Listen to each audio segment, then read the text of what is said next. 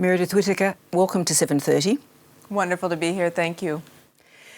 There are a couple of separate global debates going on about digital platforms. On the one hand, there's the debate about the incidence of mass surveillance of users on various platforms, and on the other one, or the other debate, and this is particularly important to Signal, is the right to privacy. If we could talk about those two to start with, why has privacy become so hard to protect online?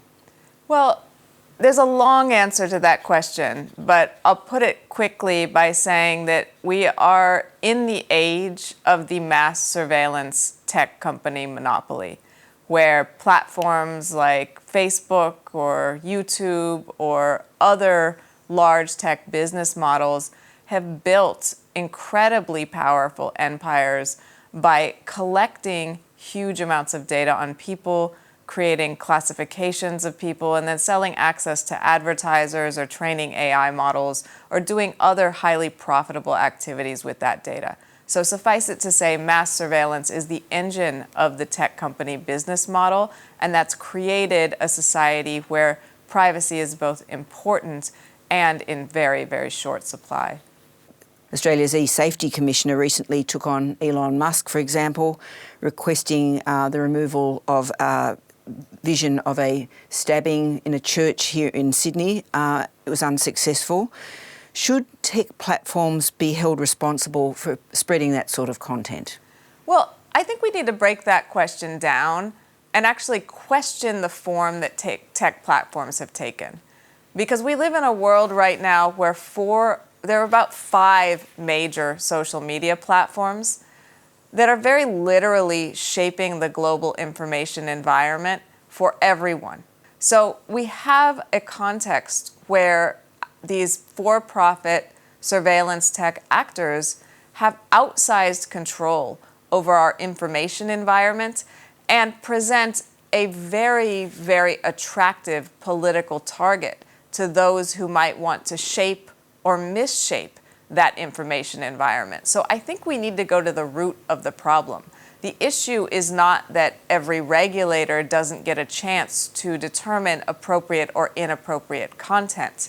The issue is that we have a one-size-fits-all approach to our shared information ecosystem, and that these companies are able to determine what we see or not via algorithms that are generally calibrated to increase engagement, to promote more hyperbolic or more inflammatory content, and that we should really be attacking this problem at the root, beginning to grow more local and rigorous journalism outside of these platforms, and ensuring that there are more local alternatives to the one-size-fits-all surveillance platform business model. But can we go to the question of control or interventions in private communications like the encrypted communications on Signal? Governments in a number of countries have moved to try to get access for law enforcement purposes to encrypted communications. Shouldn't they be able to do that? Absolutely not. Either encryption works for everyone, including governments, including militaries, including human rights workers, journalists, everyone for whom digital security and meaningful communications privacy equals life or death, equals the confidentiality of sensitive negotiations, equals the ability to do their job without oppressive surveillance. Or encryption is broken for everyone, and backdoors and vulnerabilities are left open for hostile nation states, for hackers, and for anyone else who would want to undermine our core infrastructure. So this is not a topic on which we can negotiate. This is a topic where we're talking about the fundamental laws of mathematics. But the result of that is that you might have terrorists communicating on your platforms.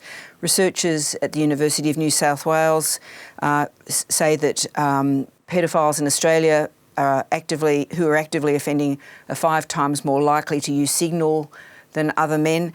How concerned are you that your platform might be being used to carry abusive material or dangerous material? The methodology of that survey is highly flawed, and I think we need to back up and recognize that we are in an age of unprecedented mass surveillance. There is more data available to law enforcement, available to governments than has ever been available in human history.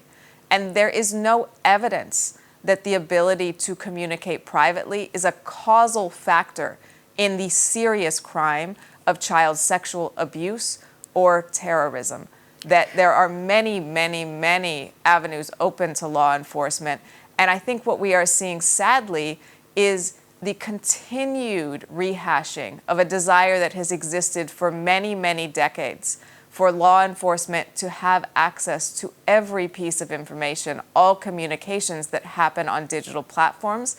And we have seen this attack on encryption crop up every few years under a different pretext, whether it be terrorism or saving children or drug dealers or what have you. It is always argued that since the bad people can use encryption, we should kill it for everyone else. And that is an incredibly dangerous impulse at a time of rising political authoritarianism, when we can look back in history and see how disastrous the abuse of mass surveillance has been when in the hands of authoritarian regimes.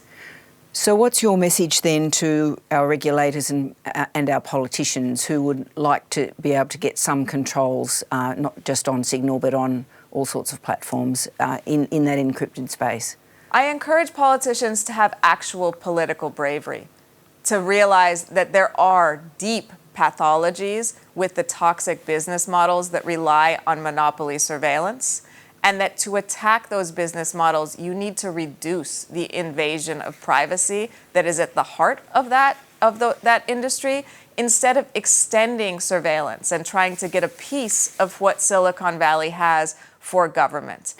If I could just ask you about artificial intelligence briefly. You've noted that AI is based on that data collection model that you don't really like. Are you worried about where it's going to lead us? So we need to recognize that the technologies being called AI now are reliant on mass surveillance. They require huge amounts of data to train and tune these AI models like GPT. And then they require more data to input into those models, whether it be personal data that the models use to make a decision or prediction about us, or whether it be the prompts that we enter into systems like ChatGPT. So these are models that fundamentally rely on the surveillance business model, and in their proliferation are expanding and entrenching this model. So I think we need to be very cautious with the AI narrative, where we are being led to confuse mass surveillance with intelligence, and by doing so, initiate these corporate technologies into the core of our social and governmental institutions. Meredith Whittaker, thank you so much for talking to us tonight. Lovely to be here. Thank you.